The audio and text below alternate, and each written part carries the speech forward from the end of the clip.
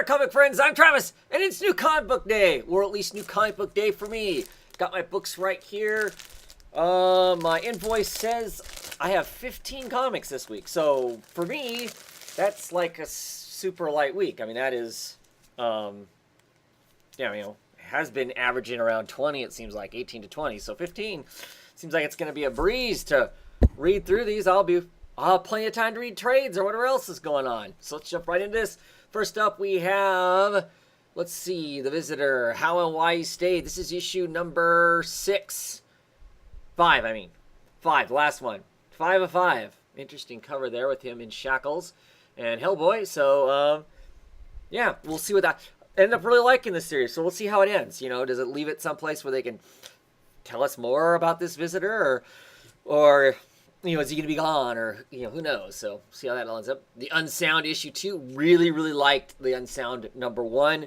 As far as a horror comic goes, I really enjoyed it. It had lots of suspense and the kind of creepiness that I want out of a horror book, as opposed to being it just, you know, mutilating people or whatever. That tree is covered with those strange masks that the one guy was wearing.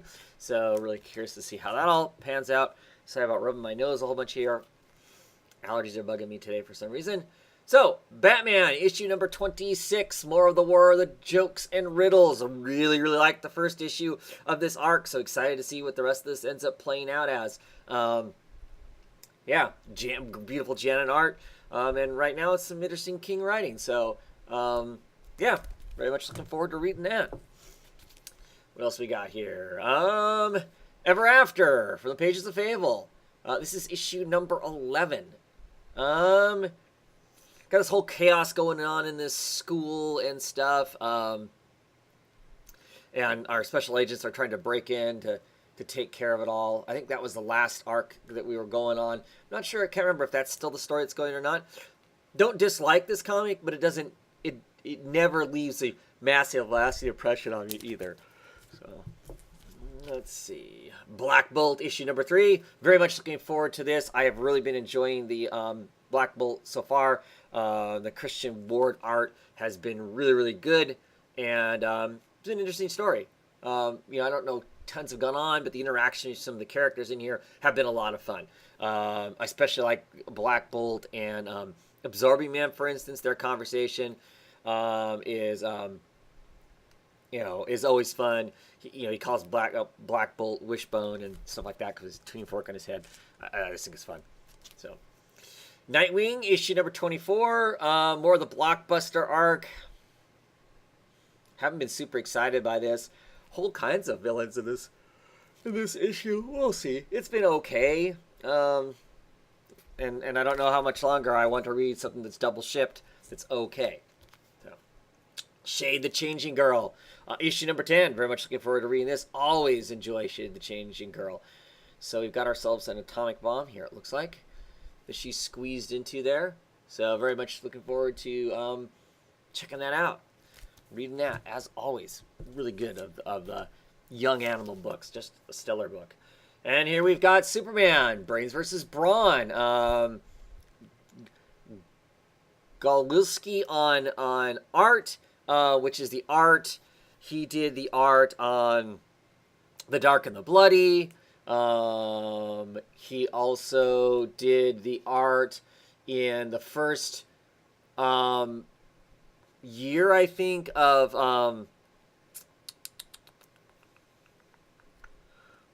what's the name of that space western that a lot of us are reading?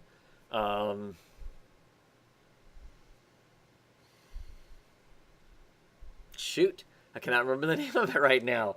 It was on a big break and it's back, but he's not doing the art on it. Same writer though. The Moritzi, or however you say his name, he wrote,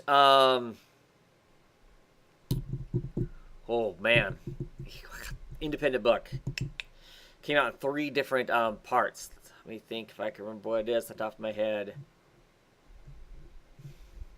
I really like the first arc. It's been picked up for like TV show or movie or something like that. And then he wrote 2 more books kind of placed around that kind of environment in one way or another. The second one I didn't care for a whole lot. And the third one was okay because it got back to some of the original work. Roche Limit. Roche Limit is what he wrote. That's what it was.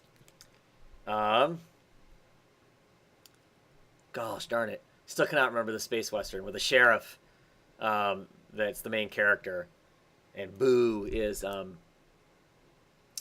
was the deputy and now is a mayor. Darn it. Anyway, curious to see what this is. I don't think, I think this is 1 or 2 issues at most that's going to have these creators on it. And then we'll get back with the regular people. So curious to see what somebody else does with the characters the way they are right now. So next up we have 7 to Eternity. So Rick Remender, Jerome Opeña, except for the fact that this issue is actually drawn by James Herron, who has been doing Rumble, did lots of BPRD type stuff also. So I'm just looking forward to seeing another artist's interpretation on an independent book. And I think he's doing a few issues, like an arc potentially, maybe even. So I'll be curious to see how that all translates. Because with some independent books, the artist really is what makes the book what it is. And if you change that artist, lots of times it really changes the feel of the book. Because we, or at least me as a reader, I haven't gotten used to it. Like with the big two, the superhero books, you do get a churn of creative talent in there. And so you kind of get used to it changing the way it looks to some degree. And you're relying on, superhero costumes and that sort of stuff to differentiate who everyone is and whatnot. So curious to see how this is. Are we just go on with our same story, or are we going to tell, because there's a different artist on it, are we going to tell some other piece of story that's not the main storyline? Because I do know some independent books that do that. Every once in a while, the artist on Letter 44, for instance, takes a break, and we get a guest artist, and then they tell us some sort of kind of side story in those situations. So anyway, really looking forward to seeing what that ends up being like. That was issue number 7 of 7 to Eternity. Another Marvel book I'm really excited to read, Hawkeye. This is issue number 8.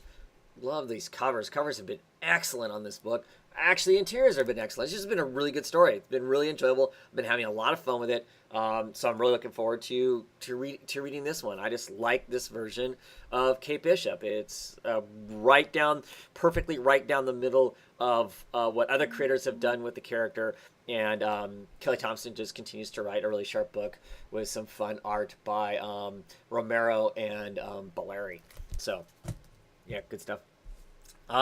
Issue number 3 of There's Nothing There. I have really enjoyed this comic so far. I enjoyed the art that's on it. I really like this artist's style, their vibe, and how they color and translate stuff and give us this kind of chaos and craziness going on. Really enjoy it. I'm also really happy in the fact this is a Black Mask book, and it's actually coming out consistently, so that's exciting too. Some of their Black Mask books that I've attempted to read have not come out very consistently either. It's one of the problems with the smaller presses, so like to see it when they can get people who commit to a schedule and stay to that schedule. So, that's awesome. Anyway, looking forward to seeing what happens with the story. Are people who, in the first issue, who kind of cast this massive spell and wasn't sure exactly how it was going to all pan out, have realized that stuff leaked, and now they've got to fix some stuff, so they're trying to gather up the people who are at the party, whatever people at the party, and how's this all going to play out with her seeing lots of dead people all over the place. So be curious to see how that all works out. Should be some fun. The always wonderful Stray Bullets. This is Sunshine and Roses, issue number 25. Trying to decide what that picture is. Clearly this is a hand that's been strapped down, but what's that behind? Is like stained glass or something? Not 100% sure what that is. But I always intensely love this book. All kinds of fun. Everybody should be reading it. Pick it up in trades. Pick it up the Uber Alice edition. Jump in. Start reading. Good stuff. Good stuff. Vertigo book. Savage Things is issue number 5? Yeah, issue number 5. As our killer mercenaries have kind of taken over New York and are causing all kinds of havoc. So we'll see exactly how that all plays out. It's been some great art by Mustafa, colors by Boyd. So been some good, interesting, action-filled, drama. Basically, is kind of what it is. These ex-mercenaries who were hired by and created by the government, and the government tried to blow them up to get rid of them because decided they were done using them. They weren't successful, and so they are wreaking their revenge there in New York. And there's one guy that can stop them, supposedly. So we'll see. Can that guy stop him or not? Baby Teeth, issue number 2, by Aftershocks Comics, Donny Cates, Gary Brown. The concept of the first issue was interesting, but I was not really that enthralled with the first issue of Baby Teeth. So we'll see how issue number 2 works out for me for Baby Teeth, because like I said, I just wasn't very excited by the first issue. So maybe this gives me more of something to get a hold of, to be excited about. Otherwise, that's going to be on the list to disappear. And finally, The Wicked and the Divine, issue number 29. All kinds of good stuff going on here. Just a really gorgeous book to look at of McKelvey and Wilson's art. Just curious to see what's next, because things are all been kind of coming to a head. Or the dark evil stuff is coming and has been attacking some of them, and some of them are grouped together, and some of them are very fractured, and some of them just don't care and they want to cause utter and total mayhem. So we'll see how that all pans out. So that's it for my books. I'm gonna read those books. I also today in the mail got the Melvins, A Walk with Love and Death. It is a double LP, 2 goddamn records, and 1 is a soundtrack. Just really awesome. Colored vinyl in there, purple one and a pink one. The pink one is the soundtrack. LP number 1, and this time it's in this box, and these wonderful card jackets. There you go. Love. This is the original soundtrack. Got some great funky art inside it. The back is awesome. Like I said, it's got some. In this case, this one is just a wonderful pink album, and the other one, which is Death. Cool jacket art by Mackie Osborne. Mackie Osborne is Buzz's wife. Polar bear's eating a dead carcass there. Some other death type stuff there. Some lyrics and that sort of thing. Buzz is the guitarist, lead of the band, and there is Purple. So, super stoked to be listening to this. I love the Melvins. I haven't gotten a new Melvins album in a long time, though. I listened to them quite a bit in the first, 10 years of their existence. I've probably seen the Melvins live more times than I probably have any other band. And all of the venues that I saw them in probably had 50 people. 100 people at most. And I doubt it really had 100 people there. So I saw them in small places before.